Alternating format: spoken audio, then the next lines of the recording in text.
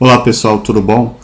Eu vou falar para vocês nesse áudio-vídeo sobre duas questões que eu considero muito importantes e relevantes e que pesquisadores e estudantes não levam em consideração quando eles desenvolvem um trabalho acadêmico.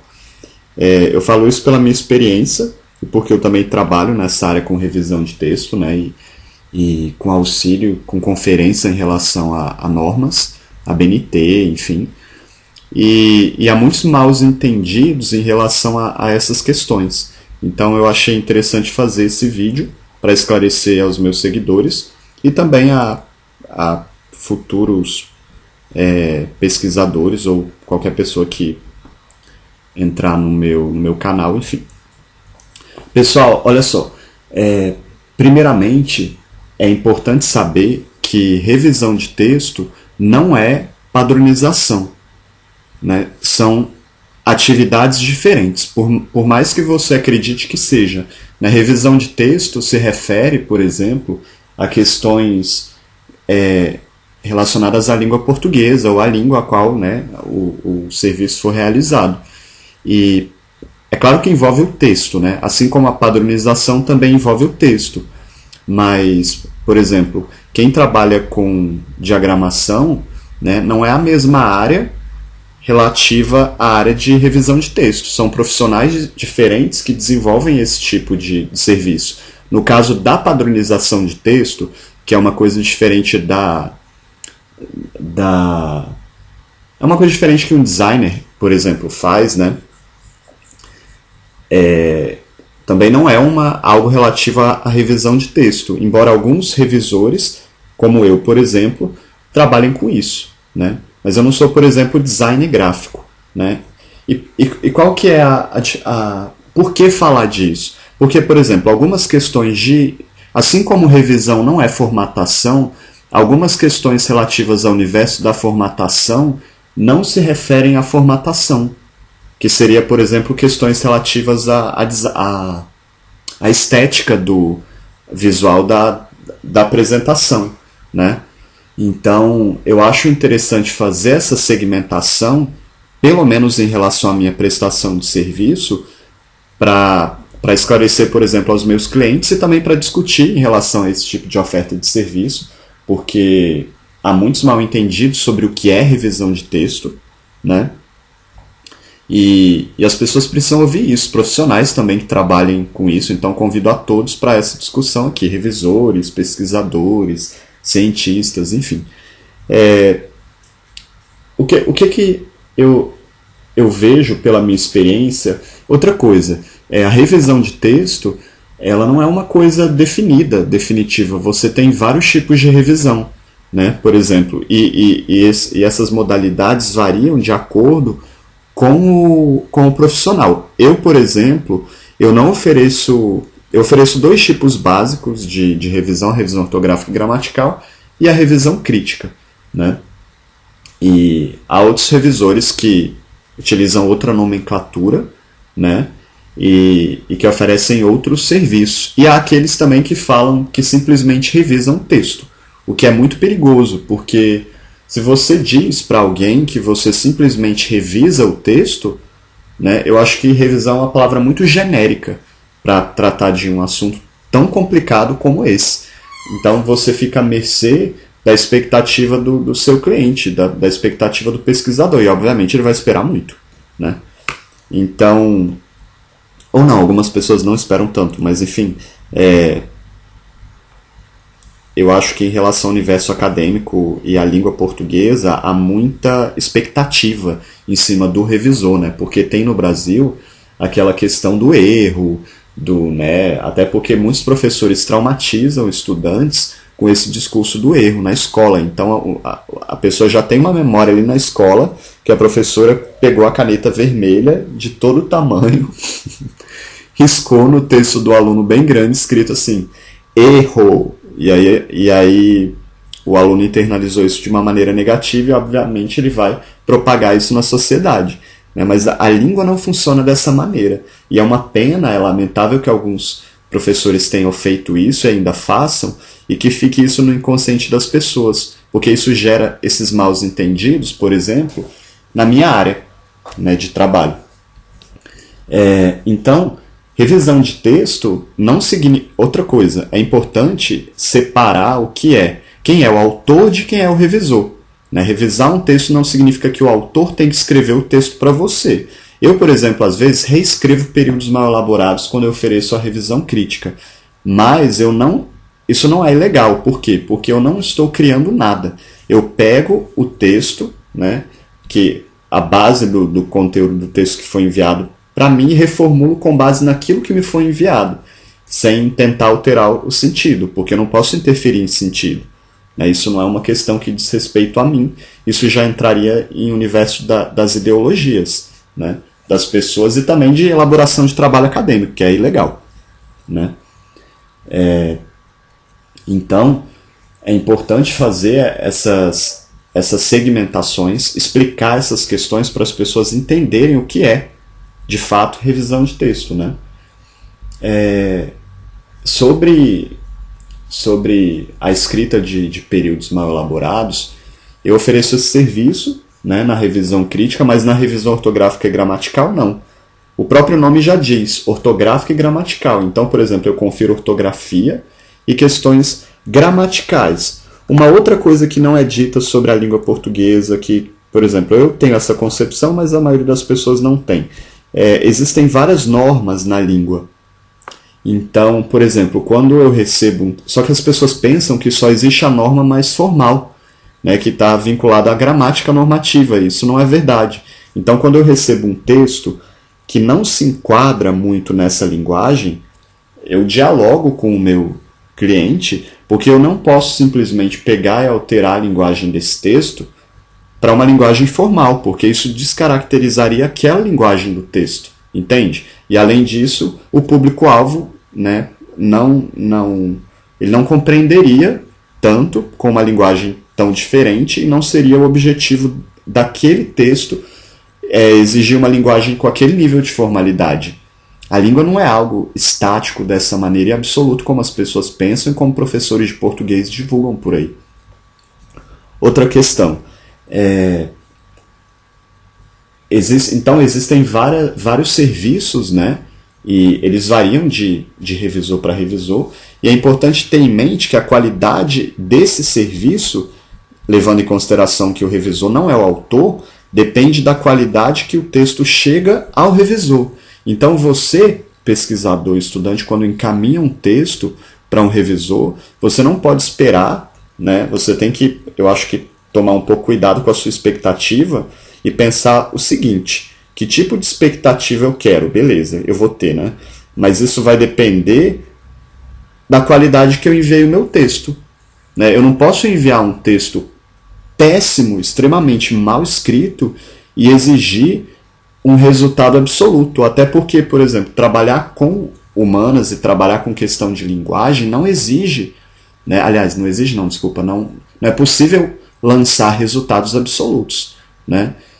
É claro que isso pode ser um problema, porque algumas pessoas talvez não sejam muito responsáveis nesse universo, né?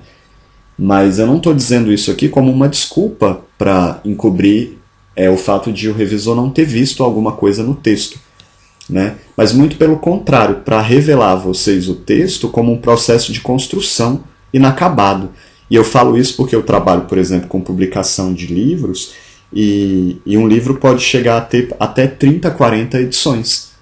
Então, e cada nova edição, o texto é revisado novamente, sempre tem erro, pessoal. Quando eu trabalhava no Supremo Tribunal Federal, eu fiz estágio lá há um tempo, as publicações dos ministros, as obras publicadas lá na seção de padronização e revisão de texto, as novas edições, a gente corrigia algumas inadequações das edições anteriores. Isso é natural de qualquer processo de revisão. Qualquer. Só que, obviamente, se houver alguma... É claro que a gente não espera erros, né, crassos e esse tipo de coisa. Eu nem gosto da palavra erro, eu acho mais interessante falar inadequação, né, nesse caso.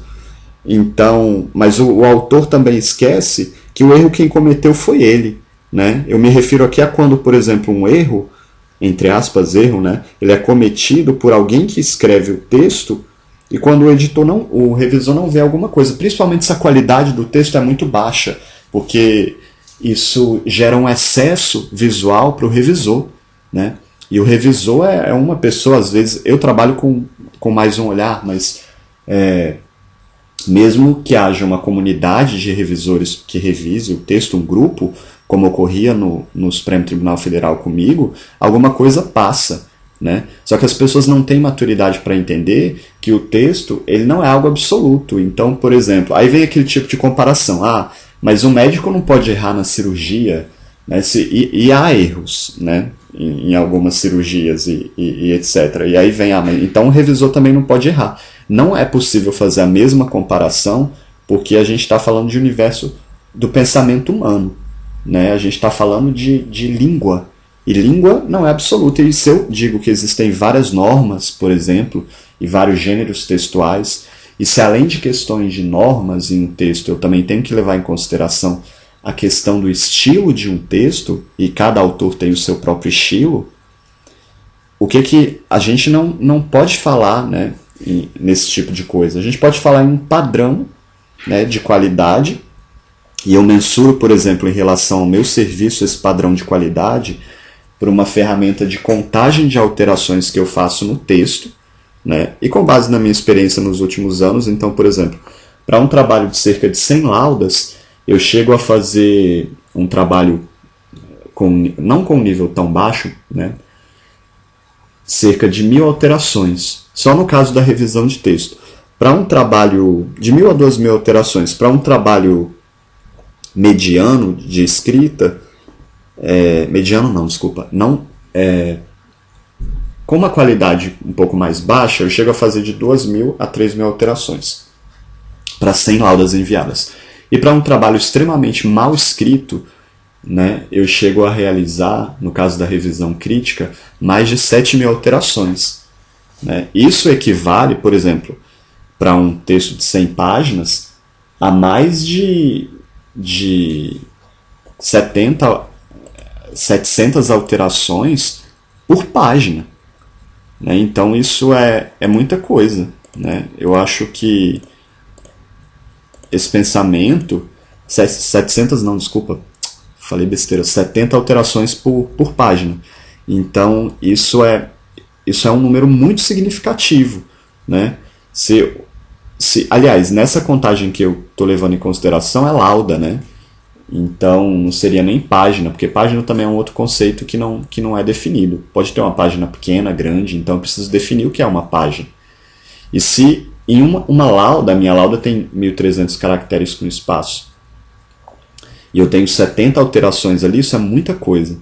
Né? Isso é muita coisa mesmo, considerando-se a quantidade de linhas distribuídas em uma lauda, né? Nesse formato que eu mencionei. Então é preciso ter essa maturidade em relação ao texto e entender, principalmente pessoas de exatas, que o texto é um processo de construção. E eu não estou aqui falando abobrinha, eu sou pesquisador nessa área, né? Eu atuei como pesquisador nessa área e eu sou perito nessa área. Então, muitos mitos são ditos na escola e as pessoas trazem esse conhecimento, principalmente da escola, oriundo de professores de português, muitas vezes, né? E internalizam isso. Né? É preciso desconstruir essa coisa de uma língua absoluta, principalmente no Brasil, que tem todas essas questões socioeconômicas, as pessoas utilizam inclusive a língua para vigorar os seus... Não para vigorar não é a palavra adequada aqui, como eu poderia dizer isso? Para empoderar, para se empoderar em relação a muitos problemas, eu acho que a gente tem, né? Muitos problemas não, muitas questões, né, ideológicas, né, principalmente em relação a esse discurso do socioeconômico no Brasil, né? Então muitas pessoas utilizam a língua, a questão do erro, para se empoderar nesse sentido. Por exemplo, dizendo, fale direito, pobre falando pobre não sabe falar, esse tipo de coisa. Principalmente em redes sociais eu escuto muito isso e vejo muito isso. E as pessoas se esquecem que, por exemplo, no caso de redes sociais, é um gênero diferente, né, em relação ao texto. Então você não tem como exigir ali uma linguagem que seja, né, uma linguagem formal, e ninguém usa, nem pesquisadores que utilizam redes sociais, eles utilizam esse nível de linguagem que as pessoas pensam que existe. Nem na tese de doutorado deles, e eu digo isso porque eu revisei mais de 50 mil laudas nos últimos anos, eles utilizam uma linguagem tão plena e absoluta. Nem no Supremo Tribunal Federal os ministros utilizam essas linguagens. Eles utilizam metáforas às vezes, o que é uma característica de um texto mais literário, e não de um texto formal, por exemplo, e objetivo. Então isso é bem questionável, né? A gente tem que tomar cuidado com esse tipo de discurso, né? Mas infelizmente a educação no Brasil leva a esse tipo de reflexão. E é difícil tirar isso da cabeça das pessoas, né? O problema é que quando elas se deparam comigo, algumas delas, às vezes há alguns conflitos nesse sentido, mas eu deixo isso tudo muito esclarecido nos meus sites, e aqui agora, por exemplo, né, então as pessoas elas têm ciência do tipo de serviço que elas estão contratando. E eu também digo por e-mail antes de, por exemplo, fechar qualquer acordo, né, com o cliente. Então eu dou esse feedback, porque isso é importante, né? Agora, em relação à padronização, é a mesma questão. Porque a padronização é feita no texto, né? Parte do texto. Se refere à questão visual, à parte não verbal do texto, né? E quem faz, né? Eu acho que não há uma profissão, né, para ser padronizador. Até porque a padronização, pessoal, quem tem que fazer é você. É você pesquisador, você estudante. E não revisor de texto. Não design gráfico. Eu já trabalhei com designers, eu já trabalhei com outros revisores e com pessoas também que faziam exclusivamente padronização. A responsabilidade de padronizar um texto é sua e não do padronizador, do revisor, certo? Você, como cientista, como alguém que é dessa área, principalmente mestrandos e doutorandos, precisam ter domínio da norma, né, do seu departamento, da sua instituição, da revista a qual você vai publicar o artigo. Isso é parte do processo de organização do pensamento e da ciência, né? Porque essas normas elas têm um fundamento científico. Então, da mesma maneira que escrever um trabalho é ilegal, exigir que alguém, por exemplo, saia catando no seu texto as referências que não foram mencionadas, né, ao longo do texto, e pedir para a pessoa colocar ali a referência, isso, além de ser uma coisa muito perversa, isso é ilegal. Porque isso deve ser feito por você. Isso é parte do processo de organização do pensamento que cabe a você, né? E não a outra pessoa. É um trabalho árduo, mas é um trabalho que quem tem que fazer é você, pesquisador, e não revisor de texto ou padronizador, design gráfico, né? Na verdade, eu defendo, né, e isso não é muito discutido, no caso da padronização, no caso da ABNT, por exemplo, uma conferência de normas. Né? E se você não tem, você cliente, você pesquisador, ciência sobre norma, né, você pode contratar um serviço de consultoria e aprender, que é uma coisa diferente de contratar alguém que faça uma checagem como eu e espere que a pessoa, por exemplo, você tem 10 páginas de referência, todas estão completamente inadequadas, esperar que a pessoa vá catar referência no texto ainda e reformular todas essas referências com informações ausentes para você, faltando ano. Outra coisa, isso depende também de uma compreensão, se essa referência é um artigo, se ela é um anal, se ela faz parte de um congresso, se ela é uma publicação de congresso, se ela é um trecho de site. Né? Então, você precisa ter esse insight para distribuir a informação no texto. Né? Então, por exemplo, quando eu recebo um trabalho para formatar conforme... Formatar não, para conferir conforme a ABNT, por exemplo, no caso das referências, quando falta informações, eu deixo comentário e eu volto o texto para o cliente. E o meu serviço para por aí. Eu não vou, por exemplo, lançar mais de um olhar ali pelo primeiro valor que eu acordei.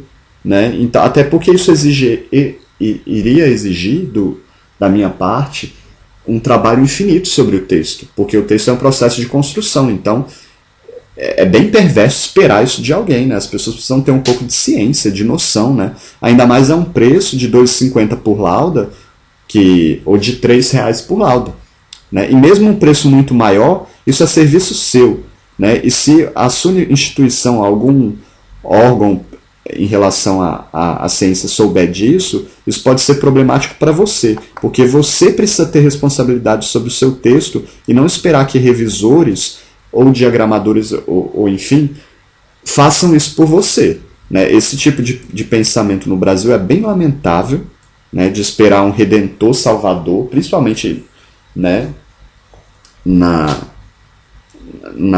política, né, que vai salvar você ali, que vai te arrumar um emprego, esse tipo de coisa. E é preciso ter um pouco de consciência sobre isso, sobre o seu próprio texto, sobre a sua própria produção, sobre o que é seu e o que não é, né? E eu quero dizer com isso que os revisores também, as pessoas prestam um serviço nesse sentido, elas precisam pensar sobre isso e deixar claro para o cliente também o que a pessoa vai fazer, para que não haja maus entendidos. Como eu sou da sociolinguística interacional, acho essa reflexão válida aqui nesse áudio que eu trago para vocês. Ficou um pouco grande, mas enfim. E para finalizar aqui, outra questão. Como um processo de construção inacabado, eu, por exemplo, eu cobro, né, eu posso lançar um outro olhar, não tem problema, sobre a revisão e também sobre a padronização, principalmente após a banca, porque sempre há mudanças, né? E é lógico que eu não vou cobrar um novo valor, então eu cobro, por exemplo, 30% sobre o primeiro valor acordado, aliás, sobre o último valor acordado para cada novo olhar lançado ao texto. Então acho que isso é digno, né, nessa interação. Eu acho que não é um preço tão elevado, seja qualquer alteração no texto, e é justo, né? Isso revela o meu ofício como ele é. Agora, você que espera, por exemplo, enviar um trabalho e que o revisor lance em mais de 30 olhares e que ele não vá cobrar, ou que ele lance, no caso de padronização, no caso de mal entendidos, ou esperar um resultado absoluto, ou que ele faça o segundo olhar gratuito porque você esperava um resultado absoluto no início, aí já é uma coisa que vocês precisam, né, compreender, né, como um processo de construção. E pagar novamente esse valor. Eu, pelo menos, trabalho desse jeito, deixo isso muito claro no meu site. O primeiro olhar que eu lanço sobre o texto, que é muito sofrido, né, eu divido esse olhar em várias etapas, eu não simplesmente dou uma revisada ali, jeitinho brasileiro, eu trabalho com isso, né, eu passo 8 horas do meu dia me dedicando a isso, né, durante 5 dias por semana. Não é um professor que está ali fazendo um trabalho extra para ganhar um extra porque o salário é baixo, seja lá o que for. É um pouco, né, eu acho que injusto ter esse tipo de pensamento imaturo. Então, deixo esse áudio aí para vocês como reflexão. Espero que gere alguma mudança, alguma transformação em relação a esses maus entendidos sobre o que é língua, sobre o que é erro, né, o grande vilão, e sobre o que é padronização e revisão de texto. Um abraço a todos. Tchau.